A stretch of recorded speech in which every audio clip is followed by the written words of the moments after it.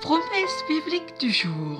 Sur ma route, j'ai besoin de la lumière. Lisons dans Jean chapitre 8 verset 12. Il est écrit, Jésus parla en public et dit à ceux qui l'écoutaient, je suis la lumière du monde. Celui qui me suit ne marchera pas comme à tâtons dans l'obscurité. Il aura la lumière qui mène à la vie. C'est dans Paroles vivantes d'Alfred Cohen. Poursuivons avec un deuxième verset sur la lumière. Dans Ésaïe chapitre 60 verset 1. Debout Jérusalem, brille de mille feux, car la lumière se lève pour toi. La gloire du Seigneur t'éclaire comme le soleil levant. C'est dans la parole de Dieu en français courant. Poursuivons avec ce dont j'ai besoin. Sur ma route, la lumière. Pour mon âme, la force. Lisons dans le psaume 18 versets 2 à 3 dans la Bible en français courant. Il est écrit, le Seigneur est pour moi un roc, un refuge où je suis en sécurité. Mon Dieu est pour moi un rocher où je suis à l'abri du danger, un bouclier qui me protège, une forteresse où je suis sauvé. Et lisons dans 2 Corinthiens chapitre 12 verset 10.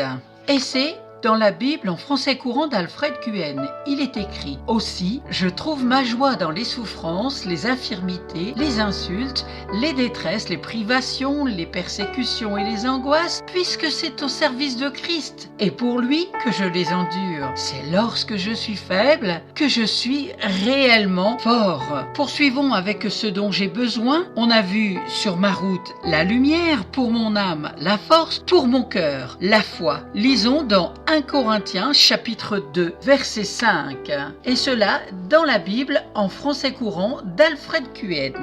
Car il fallait que votre foi fût fondée non sur la sagesse humaine mais sur la puissance de Dieu. Et un deuxième verset dans Galates chapitre 5 verset 6. Toujours dans la parole vivante d'Alfred Cohen, il est écrit « Car dans la communion avec Jésus-Christ, ce qui importe, ce n'est pas d'être juif, ni de ne pas l'être, cette distinction ayant perdu toute signification seule compte la foi. Une foi qui débouche sur l'amour et se traduit par des actes.